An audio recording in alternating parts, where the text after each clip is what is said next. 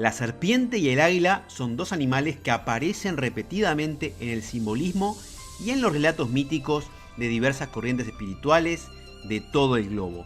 En un primer acercamiento podríamos decir que el águila es un ave solar, es decir, la asociamos con el sol, con las alturas, y en los relatos grecolatinos es quien acompaña a el dios Zeus, Júpiter, y entonces se conecta con el rayo, que es un símbolo de poder que tiene una doble connotación. Por un lado, ilumina, pero también fulmina. La serpiente, por su parte, se vincula con lo bajo, con la materia, con lo telúrico. En la iconografía cristiana, la serpiente es considerada la tentadora y está asociada con el relato del Génesis, el pecado original, mientras que el águila se relaciona con San Juan y su evangelio e incluso en ocasiones con el propio Jesús el Cristo ascendiendo a los cielos. La victoria del águila ante la serpiente es, en síntesis, un triunfo de la luz sobre las potencias de la oscuridad, pero, como vamos a ver a continuación, es mucho más que eso. Bienvenidos al aula abierta de la Orden Rosacruz Iniciática. Hoy vamos a hablar de la oposición simbólica entre la serpiente y el águila, pero antes de seguir, si les interesan estos contenidos, les sugiero suscribirse al canal y presionar la campanita para recibir notificaciones de los nuevos contenidos. Bueno, ahora sí, comenzamos. Bueno, seguramente cuando pensamos en el águila combatiendo con la serpiente, nos viene a la mente el hermoso escudo de México.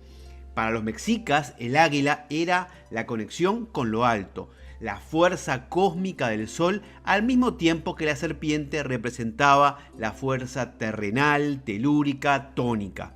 Esta forma de entender a estos animales es casi intuitiva y, como vimos, está presente en muchas otras culturas.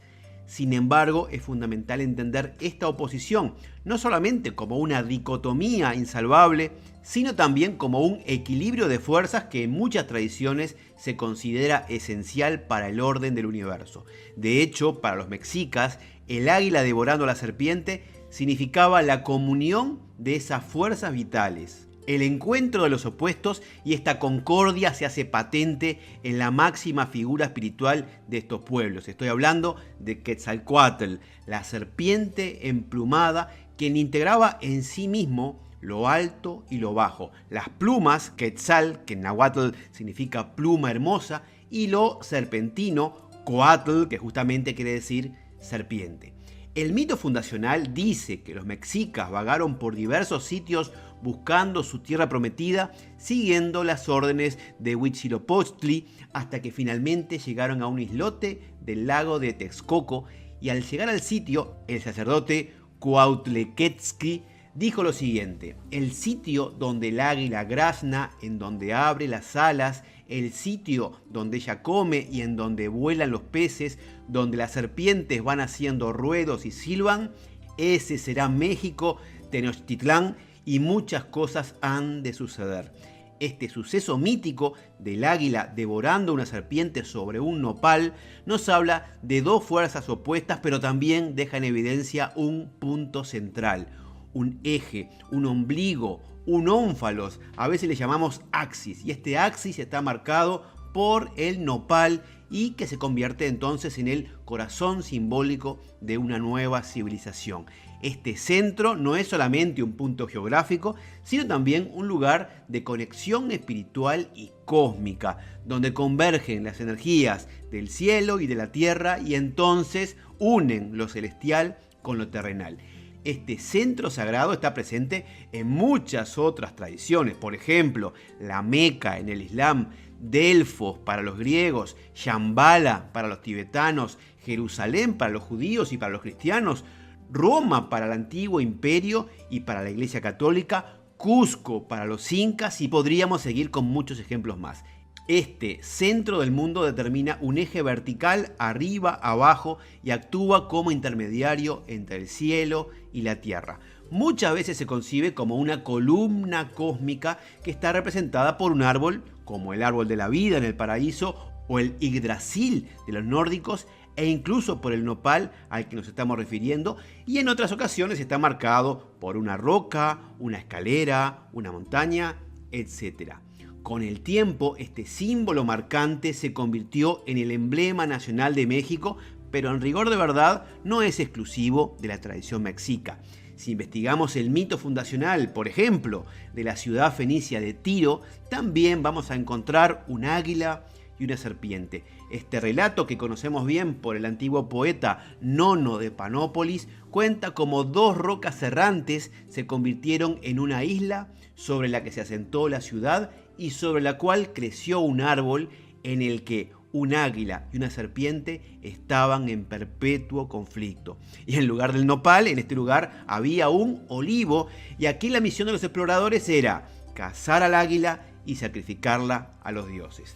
La imagen del combate entre el águila y la serpiente puede rastrearse también en diversos entornos y contextos. Por ejemplo, en el año 2013, los arqueólogos encontraron en Londres una escultura con este motivo perfectamente conservada y que fue datada en los tiempos de la conquista romana de Britania. Y hablando de Britania, bueno, en el Museo Británico también se conservan varios elementos como esta ánfora que está datada en el año 540 a.C., donde aparece un águila con una serpiente en su pico en una escena donde Heracles se enfrenta a Gerión. También es posible encontrar diversas monedas griegas y romanas con este motivo simbólico, siempre con el águila derrotando a la serpiente. En Croacia tenemos un arco triunfal romano en Pula, donde se destaca justamente un águila y una serpiente, y en Pompeya también aparecen estos símbolos en una fuente de un jardín privado. Más cerca de nosotros en el tiempo, William Blake utilizó esta imagen en su obra El matrimonio del cielo y del infierno, pero si vamos un poquito más allá, un par de siglos antes, vamos a encontrarnos a estos dos animales en los libros de emblemas donde se buscaba ilustrar diversas oposiciones.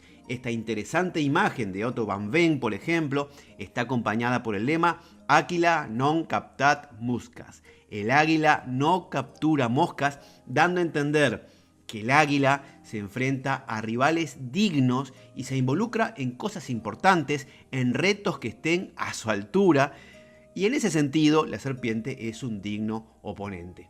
En otras ocasiones se alude a la serpiente como símbolo de prudencia en relación al texto bíblico donde se dice: sed prudentes como serpientes y sencillos como palomas.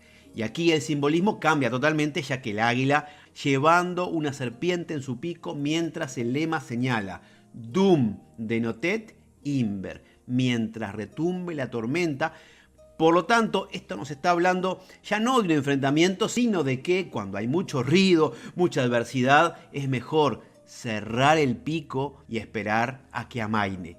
Otro emblema muestra nuevamente a los dos animales bajo el lema Dimicandum, es decir, es preciso combatir, una divisa del rey Cristian II de Dinamarca, pero que perfectamente podría extrapolarse y utilizarse en otros contextos en relación a una llamada a la acción y a la necesidad de mantener a raya los malos hábitos, las malas tendencias, pensamientos, representados en este caso por la serpiente. Hay varios ejemplos más, pero creo que con esto ya bastan.